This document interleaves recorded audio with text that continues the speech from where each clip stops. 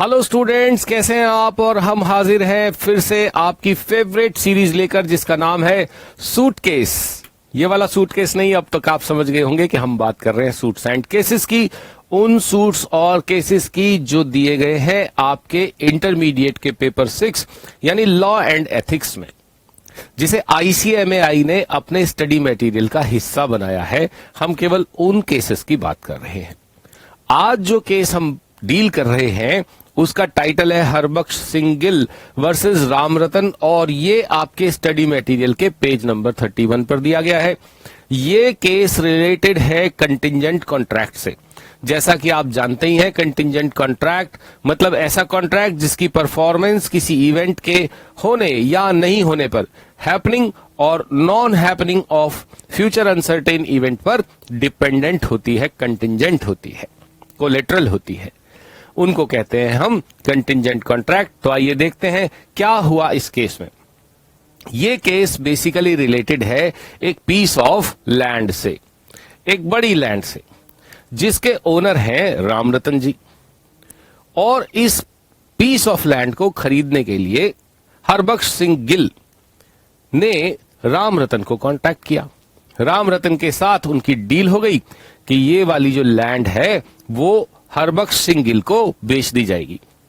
Agreement हो गया और हरबख्श सिंह गिल जो कि बायर ऑफ लैंड थे उस एग्रीमेंट में, सेलर ऑफ लैंड को एडवांस दे चुके 10,008 रुपए का। ठीक है, यानी कि इस सौदे का एडवांस भी पे हो गया, टोटल अमाउंट जो तय था उसके अगेंस्ट। बस अब क्या रह गया? अब रह गया एग्जीक्यूशन ऑफ सेल डीड।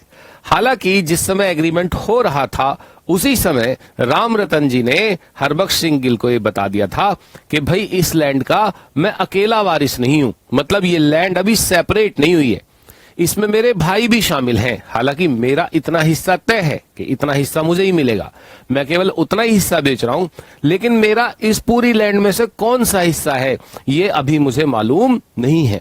तो मुझे पहले इस लैंड की सेपरेशन करानी पड़ेगी, मतलब अपने भाइयों से अपनी लैंड अलग करानी पड़ेगी कोर्ट जाकर, तभी मैं आपकी सेल डीड एग्जीक्यूट कर पाऊंगा। ठीक है ना, एग्रीमेंट ओके है, पैसा ओके है, एडवांस ले लेंगे, लेकिन अभी सेल डीड एग्जीक्यूट नहीं हो सकती क्योंकि उतनी सेपरेट लैंड मेरे नाम में अभी नहीं है। तो गिल साहब बोले ठीक है, कोई बात नहीं, तो बताओ फिर आप सेल डीड कब एग्जीक्यूट कराओगे। तो रामरतन जी ने कहा कि भाई जैसे ही कोर्ट सेपरेशन का ऑर्डर कर देगी उसके 1 महीने के अंदर अंदर मैं आपके नाम में सेल डीड एग्जीक्यूट कर दूंगा। गिल ने बोला कि ठीक है, लेकिन अगर आपने ऐसा नहीं किया तो फिर आपके अगेंस्ट इंटरेस्ट शुरू हो जाएगा मेरे एडवांस पर, है ना, क्योंकि एग्रीमेंट तो रामरतन जी कर चुके थे। फिर रामरतन सेपरेशन के लिए पहुंचे कोर्ट। उन्होंने कोर्ट में अपनी लैंड की सेपरेशन की अर्जी लगाई, बट कोर्ट ने उनकी सेपरेशन की अर्जी खारिज कर दी on the basis of non prosecution. ये बेसिस क्या थे इसकी किसी और दिन चर्चा करेंगे, ये अलग मामला है, लैंड से जुड़ा हुआ मामला है। लेकिन कुल मिलाकर रामरतन की अर्जी कोर्ट ने खारिज कर दी। कोर्ट ने कहा ये लैंड आपकी सेपरेट नहीं हो सकती है। अब क्या करें? अब रामरतन ने तो ये कहा था भाई मैं सेपरेट करा के फिर आपको प्रॉपर्टी दूंगा।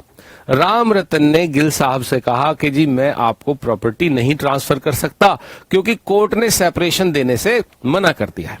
साथ ही साथ उन्होंने ये भी कहा कि भाई अब कोर्ट ने मेरे नाम में सेपरेशन करने से मना कर दिया है, इसलिए अब ये जो कॉन्ट्रैक्ट है हमारा, आपका जो एग्रीमेंट है, खारिज हो जाता है क्योंकि ये कंटिंजेंट था upon the order of judgment. लेकिन गिल साहब बोले नहीं, कंटिंजेंट तो नहीं था, एग्रीमेंट तो पूरा एग्जीक्यूटेड था, सारी बातें तय हो गई थी, ऐसा तो कोई कंटिंजेंसी उसमें नहीं थी। कोर्ट का सेपरेशन तो बिल्कुल अलग मामला है।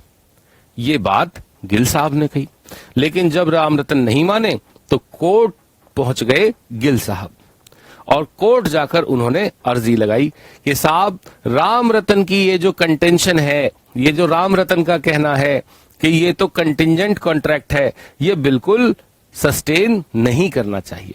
ये कॉन्ट्रैक्ट कंटिंजेंट नहीं था, ये तो सेल ऑफ प्रेजेंट लैंड थी, लैंड तो वहां पर मौजूद थी, लैंड तो कंटिंजेंट नहीं थी, प्राइस भी तय था, इसलिए कॉन्ट्रैक्ट कंटिंजेंट नहीं माना जाना चाहिए।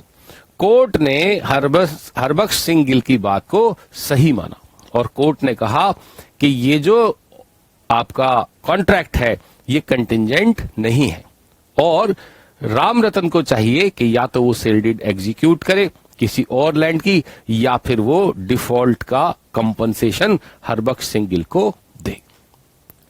तो ये था इस केस का दारोमदार, ये था इस केस का मुद्दा कि क्या कोर्ट का ऑर्डर ऑफ सेपरेशन भी कोई इवेंट हो सकता है सेल ऑफ लैंड की कंटिंजेंसी के लिए। कोर्ट ने कहा नहीं, कंटिंजेंट इवेंट ऐसा होना चाहिए जो सब्जेक्ट से रिलेटेड हो। इस केस में जो एग्रीमेंट है वो बिल्कुल क्लियर है, प्रेजेंट बायर है, प्रेजेंट सेलर है, प्रेजेंट प्रॉपर्टी है, प्रेजेंट प्राइस है, उसमें कहीं कोई कंटिंजेंसी नहीं है, इसलिए हम इस एग्रीमेंट को कंटिंजेंट नहीं मानते हैं। तो ये था आज का आपका सूटकेस। जारी रहेगी भलाई की सप्लाई। आप जारी रखिए अपनी पढ़ाई, मत कीजिए बिल्कुल भी ढिलाई।